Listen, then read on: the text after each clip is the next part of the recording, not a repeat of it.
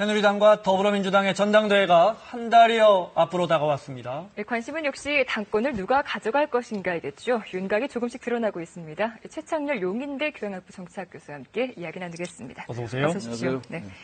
새누리당 전당대회가 이제 한 달여 앞으로 남았는데요. 8월 9일인가요? 8월 9일입니다. 네. 어제 이주영 의원이 당대표 출마 선언했어요. 어떤 인물로 평가받고 있습니까? 이주영 의원 하면 떠오르는 게 세월호 참사 때 해양수산부 장관을 지냈죠. 네. 그리고 해수부 장관을 지내면서 팽목항에 계속 같이 숙식을 했었죠. 수염을 깎지 않았었죠. 화면에 계속 이제 그 수염이 더부룩한 모습, 머리도 길고 이제 그 모습이 대단히 국민들에게 인상적이었던 것 같아요. 네. 그리고 그 전에 계속 원내대표의 도전을 여러 번 했었죠.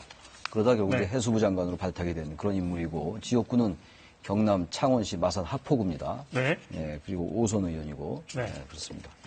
자, 친박계라고 표현할까요? 주류라고 표현할까요? 그래서 이제 처음으로 이제 당대표 출마를 선언했습니다. 근데 이제 하면서 대역진의 첫 관문은 책임 있는 인사들의 책임 있는 모습을 보이는 것이다. 이렇게 지적했거든요. 이건 어떻게 해석할 수 있을까요? 책임 있는 인사라는 것, 지금 이제 선거 끝나고 얼마 안 됐잖아요. 4.13 총선이었으니까. 이제 국회가 개원한 지가 얼마 안 됐고, 이러다 보니까 아무래도 범주류라고 이제 일반적으로 분류가 되죠. 이주영 의원은 특히 이제 박근혜 정부 때 장관을 지냈으니까. 네. 그리고 친박이라는 주류의 성격이 좀 엷은, 그러니까 개파적 성격이 좀 이렇게 얕은 그런 인물로 분류가 되고 있어요. 그래서 지금 책임 있는 인사라는 건 아무래도 정치적 맥락에서 볼 때 지난 총선 때 이제 공천이 무리했다라는 그 분석이 좀 지배적이잖아요. 지금 새누리당의 패배의 상당한 원인이었다. 공천 과정 자체가 그런 부분을 지적한 것이 아닌가. 그리고 정확히 우리가 예단할 수는 없습니다만 최경환 의원 등을 인식하고 의식하고 한 발언이 아닌가 이렇게 추론할 수도 있을 것 같긴 합니다. 책임지는 모습을 보여야 보일 된다. 필요가 있다.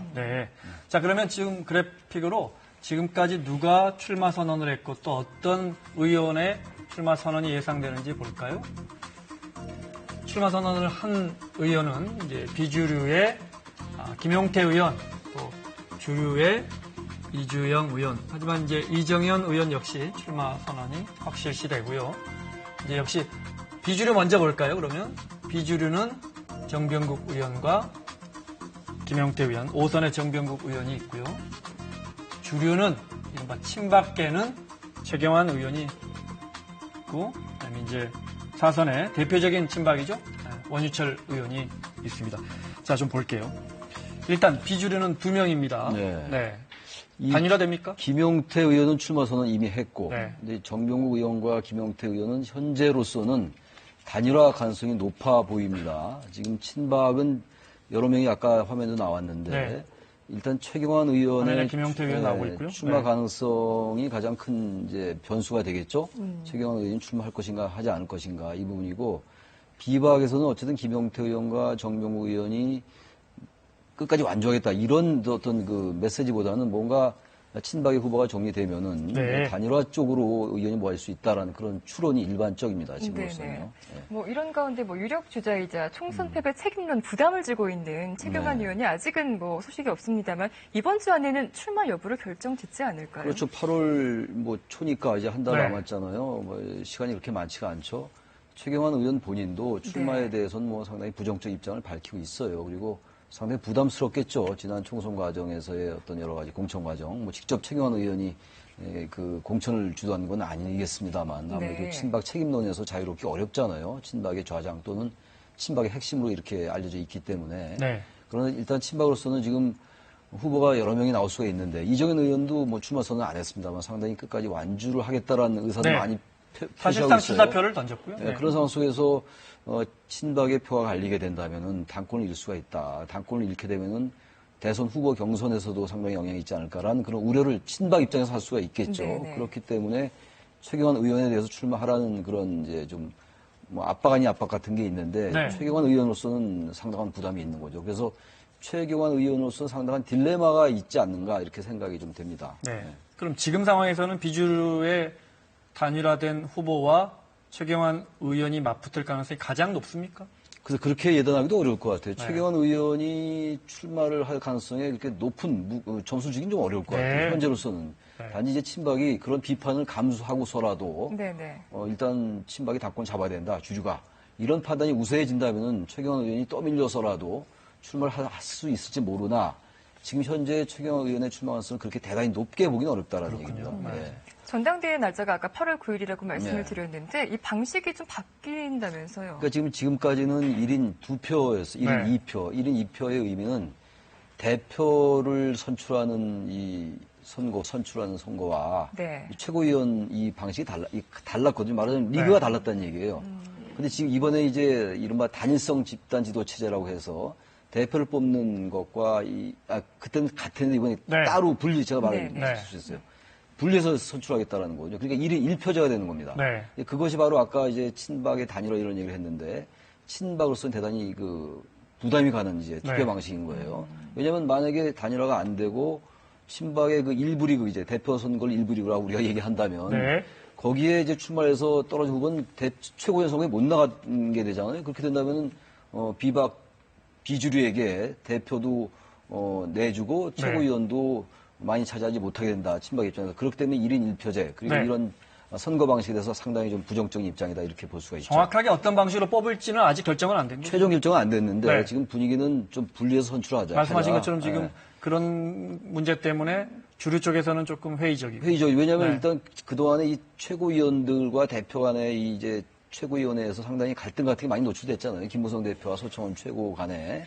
그런 점 때문에 뭔가 강력한 리더십이 필요하다. 네. 그러려면은 대표 선거와 최고위원 선거를 분리해서 해야 되지 않느냐. 이런 네. 당내 여러 가지 여론이 좀 높은 건 사실입니다. 그러나 최종 결정되지는 않았죠, 아직은. 자, 이번에는 더민주 상황을 보겠습니다. 더불어민주당의 전당대회가 8월 27일로 잡혀 그렇습니다. 있습니다. 네. 지금 출마를 공식화한 분이 두 분이세요. 그 추미애 의원, 송영길 의원. 양자 구도로 굳어질 가능성이 있습니까? 현재로서 뭐 그럴 가능성이 높아 보이긴 한데 지금 저 화면에도 나왔습니다만 네. 원혜영 의원이 초반에는 뭐 대표 선거에 출마하겠다 이런 의지가 없었는데 네. 최근에 당내 분위기가 뭔가 원혜영 의원이 출마를 하는 쪽으로 좀 가닥이 잡혀가는 것 같아요. 그래서 원 의원으로서도 어떤 뭐 상황을 좀 봐서 출마 쪽에 좀 무게를 두는 것 같아요. 원혜영 의원은 경기 부천 오정구에서 5선 의원입니다. 그리고 일반적으로 뭐 또 이 계파적으로 볼 때는 좀 범주류라고 할까 네, 이렇게 네. 분류가 되는데 주류와 비주류 누구에게도 그렇게 거부감이 없는 네. 그런 무난한 그런 정치인으로 일단 당내에서 알려져 있는 상황이죠. 정리하면 추미애 의원, 송영길 의원은 분명하고 네. 여기 이제 원혜영 의원과 의원이 3파장이 되느냐, 거냐, 안 할 2파장이 거냐. 되느냐. 네.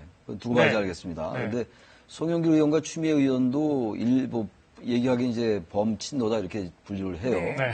근데 또 뭐 비노나 친노 입장에서 특별히 어느 쪽에 이렇게 강력하게 이렇게 또 응집되는 것 같지는 않아서 네. 일단 더불어민주당의 이번 선거는 어떤 이른바 뭐 친노다 비노다 네. 그리고 뭐 주류다 비주류의 어떤 개파간의 어떤 새싸움 이런 쪽으로는 흘러가지 않을 것 같아요. 이른바 친노 뭐 굳이 나누다 보니까 앞서 저희가 그렇죠. 새누리당도 제가 주류 한 비주류 거죠. 이렇게 나누고 새누리당에서 있는데 주류 비주류 나눴고 네. 이쪽도 나누는데 오히려 새누리당에 비해서 더민주가 네.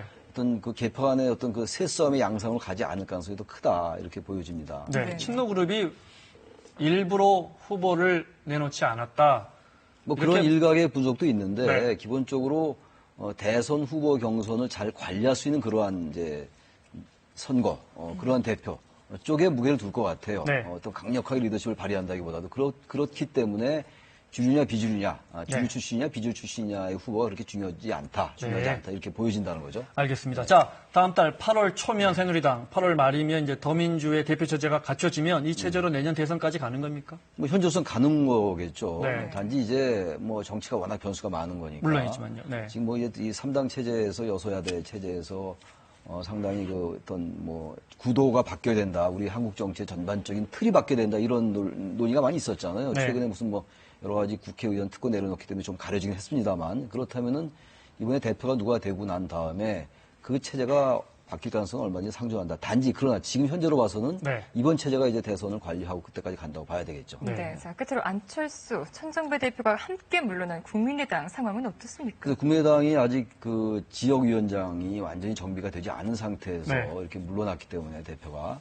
역시 비대위 체제로 가잖아요. 아주 공교롭게도 지금 3당이 모두 지금 비상대책위원회 체제로 갔어요. 네. 여소야대에서의 3당 체제가. 네. 국민의당이 제3당으로서 뭔가 존재감을 발휘하고 뭐 캐스팅 보트로서 역할을 하려 했는데 그 지금 상당한 이 발목을 잡힌 거죠. 김수민 의원 네. 그 의혹 때문에. 그래서 지금 박지원 의원이 원내대표와 비상대책위원장을 겸하고 있으니까 일단 당내 상황을 좀 수습해야 되는데 당분간은 좀 녹록치 않아 보인다. 안 대표가 책임지고 물러났다 하더라도 초반에 안철수 대표의 그 상황 대처 방식에 대한 리더십의 문제가 제기됐었기 때문에 네. 좀 수습하는 데 좀 시간이 걸리지 않을까 이렇게 보여집니다. 네. 알겠습니다. 자, 영인대 최창렬 교수와 함께했습니다. 고맙습니다. 네. 자, 뉴스 집중 오늘 순서 여기까지입니다. 네, 전국적으로 집중호우가 예보되어 있습니다. 특히 그 축대 주변 주민분들 한 번 더 살펴보셔야 될 것 같습니다. 저희는 내일 4시에 다시 찾아뵙겠습니다. 고맙습니다. 고맙습니다.